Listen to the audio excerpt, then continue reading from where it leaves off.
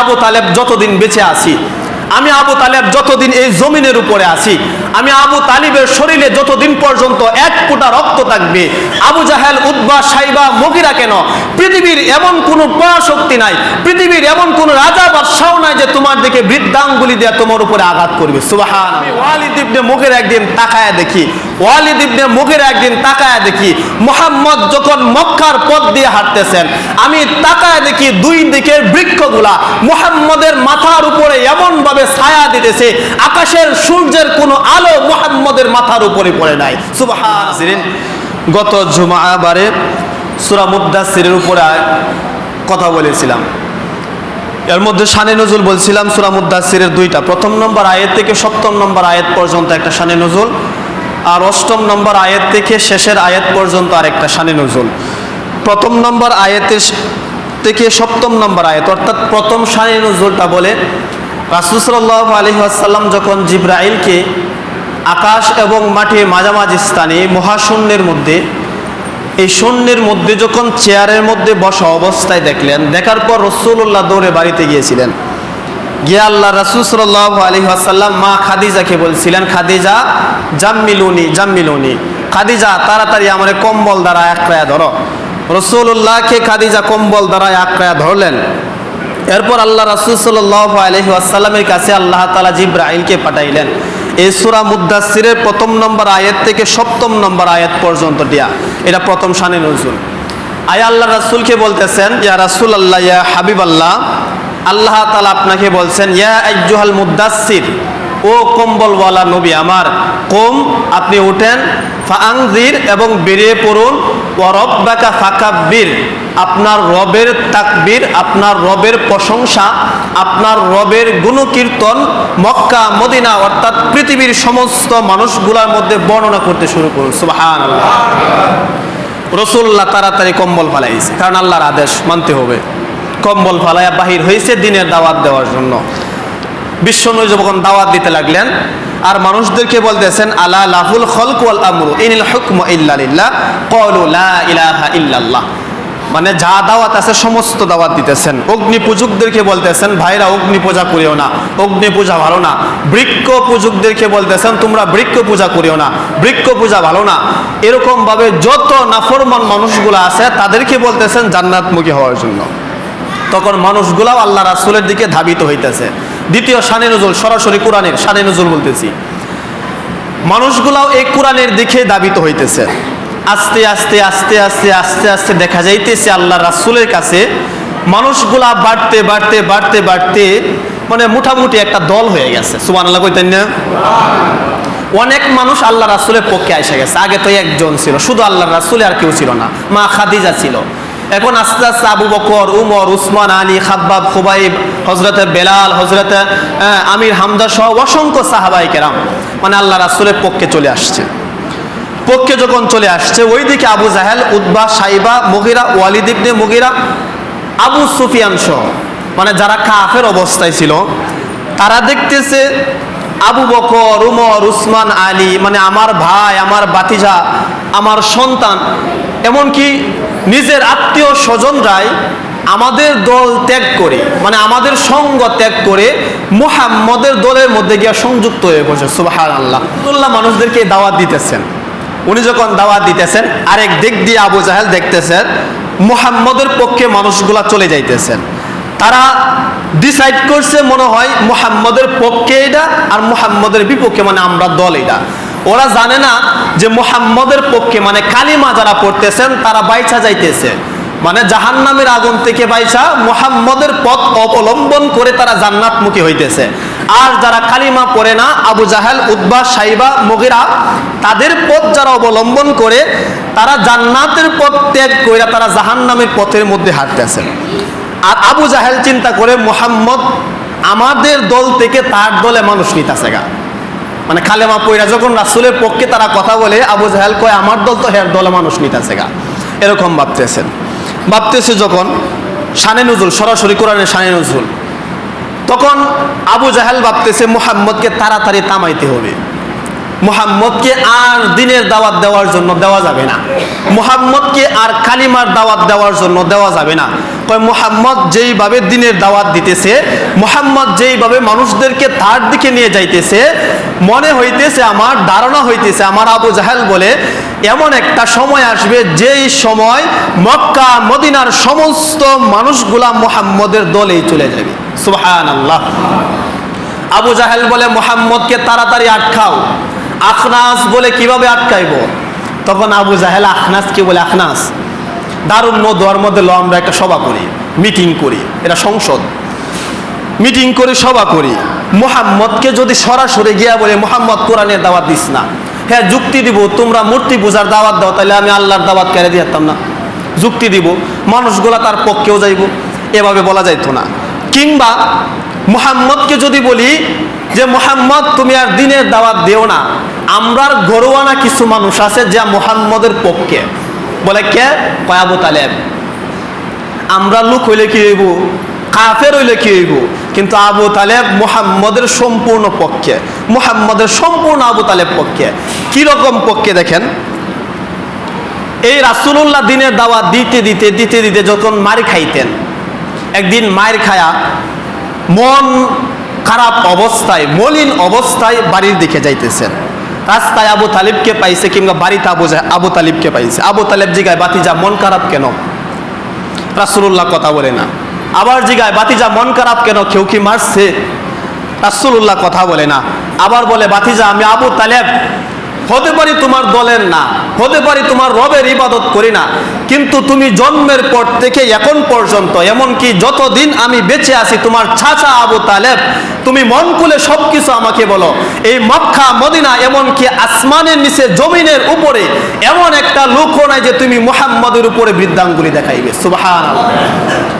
বিশ্বনবী ডাক দিলেন, চাচা আমি যখন কালিমার দাওয়াত দিতে গেলাম, ওই দিক দিয়ে আবু জাহেল আমারে কয়, এই মুহাম্মদ কালিমার দাওয়াত দিস না। আমি বললাম কেন? কয় কেন বেরো নাই, যদি কালিমার দাওয়াত দেস তোর হাত ভাঙ্গেলাম, পা ভাঙ্গেলাম, জেলের ভিতরে বইরে তৈরি দেন। এমনকি চাচা আবু তালেব, যে আবু জাহেল আমার উপরে আক্রমণও করছে, তখন আবু তালেব বলে, বাতিজা আমার পিছন দিয়া চলো, চলো আমার পিছন দিয়া। আমি আবু তালেব যতদিন বেঁচে আছি, আমি আবু তালেব যতদিন এই জমিনের উপরে আছি, আমি আবু তালিবের শরীরে যতদিন পর্যন্ত এক ফোঁটা রক্ত থাকবে, আবু জাহেল, উতবা, সাইবা, মুগীরা কেন, পৃথিবীর এমন কোনো পরাশক্তি নাই, পৃথিবীর এমন কোনো রাজা বাদশাহ নাই যে তোমার দিকে বৃদ্ধাঙ্গুলি দিয়ে তোমার উপরে আঘাত করবে। সুবহানাল্লাহ। আল্লাহ রাসূলকে নিয়ে আবু তালেব দৌড় দিছে, দিয়ে আবু জাহেলে ডাক দিছে, আবু জাহেল তুই নাকি আমার বাতিজারে দিনের দাওয়াত দেওয়ার জন্য বাধা দেস, তুই নাকি কোরআনের কথা বলার জন্য বাধা দেস।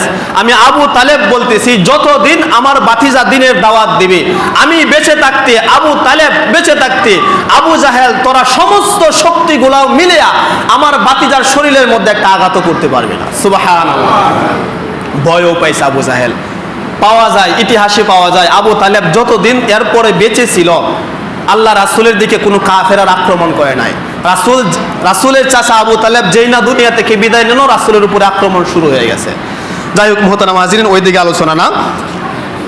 এই আবু জাহেল, উতবা, সাইবা, মুগীরা তারা বলতেছে মুহাম্মদকে সরাসরি বাধা দেওয়া যাবে না, কোন একটা অ্যাঙ্গেলে বা একটা ওসিয়ত দেখায়া বা কোনো একটা ইস্যু দেখায় তারা বাড়াইতে হবে। বলে কি ইস্যু? তখন বলতেছে, দারুন নদওয়ার মধ্যে আমাদের যত সদস্য আছে সমস্ত সদস্যদেরকে নিয়ে একটা বৈঠক ডাকবো, ডাইকা মুহাম্মদের ব্যাপারে কি করা যায়, মুহাম্মদের ব্যাপারে কি পদক্ষেপ নেওয়া যায়, সমস্ত সদস্যদেরকে নিয়ে আমরা পরামর্শ করব। আখনাস সহ উতবা, সাইবা, মুগীরা সমস্ত কাফের বেঈমানেরা আবু জাহেলকে নিয়ে এই দারুন নদওয়ার মধ্যে চলে গেল, গিয়ে আল্লাহর রাসূলের বিরুদ্ধে কথা বলবে, আল্লাহর রাসূলকে দাওয়াত দেওয়ার জন্য বাধা দিবে। তখন তারা বলতেছেন, যে কোনো একটা তুহমত দিবা, মুহাম্মদের বিরুদ্ধে যে কোনো একটা তুহমত দিবা, এই তুহমতটাকে আমরা যারা আছি সমস্ত মানুষগুলা এক কথাই বলবা মুহাম্মদ এই তুহমতের মালিক। যদি এই তুহমত দিতে পারো, দেখা যাবে আরবের মানুষগুলা বিশ্বাস না করলেও কিছুদিন পরে হজের মৌসুম, বিভিন্ন দেশ থেকে মানুষগুলা হজ করার জন্য আসবে, তাদের কানে কানে যদি মুহাম্মদের এই দুষ্টা বর্ণনা করতে পারো, দেখা যাবে সমস্ত মানুষগুলা মুহাম্মদের কথা শুনতো না, নাউজুবিল্লাহ। তখন তারা বলতেছেন ঠিক আছে খেল দেওয়া যাক, এর আগে একজনের সভাপতি বানায় লও, নাহলে সবাই তো একভাবে কথা কইবে, একটা মিছিল হয়ে পুরো মুহাম্মদের দলের লোকেরাও শুনবো, গোপনে করতেছি মিটিংটা। আমরা একজনের সভাপতি বানাই। খেল দিতে দিতে দিতে দিতে খালিদ বিন ওয়ালিদ, যিনি ইসলামের একজন ধারক বাহক ছিলেন, ইতিহাসের মধ্যে যার কোনোদিন পরাজয় নাই, যিনি কাফের অবস্থায়ও যুদ্ধ করলে যুদ্ধের মধ্যে বিজয় হয়েছে, মুসলমান হওয়ার পরেও যখন তিনি যুদ্ধের ময়দানে গেছেন উনি বিজয় লাভ করছিলেন। ইতিহাসের মধ্যে দুইজনের নাম পাওয়া যায়, একজন খালিদ বিন ওয়ালিদ আর একজন গজনীর বাদশাহ সুলতান মাহমুদ গজনী। এই দুইজনের জীবনে কোনো পরাজয় নাই, উনি বিজয় লাভ করছে। এই খালিদ বিন ওয়ালিদের বাবা ওয়ালিদ ইবনে মুগীরা, এই ওয়ালিদ ইবনে মুগীরারে কাফের বেঈমানরা বলতেছে ঠিক আছে তুমি সভাপতি, তোমার আদেশ ক্রমে তুমি যাই ফয়সালা দেবা তাই হবে। ওয়ালিদ বলতেছেন তোমরা এখন খেয়াল দাও, কিরকম খেয়াল দিতারো, মুহাম্মদের উপরে কি তুহমত দেওয়া যায়। কাফেররা বলতেছেন, একজন বলতেছেন মুহাম্মদকে পাগল বইল, কারণ পাগল বইলা যদি মানুষের মধ্যে খাওয়াইয়া দিতারো, যদি সারাইয়া দিতারো, তাহলে পাগলের কথা কেউ শুনে না, যতই সুন্দর হোক আর যত কথায় ভালো কথাই বলো, পাগলের কথা কেউ শুনবে না। মুহাম্মদকে আমরা মক্কার সমস্ত মানুষগুলা পাগল বলবো, এমনকি হজের মৌসুমে মানুষগুলার মধ্যে হাজিদের মধ্যে পাগল বইলা চালাইয়া দিব। তখন তো সভাপতি যারা করে ভাইরা আমার, যারা দেখবেন দরবার করে, আর মাথায় কিন্তু চিকন বুদ্ধি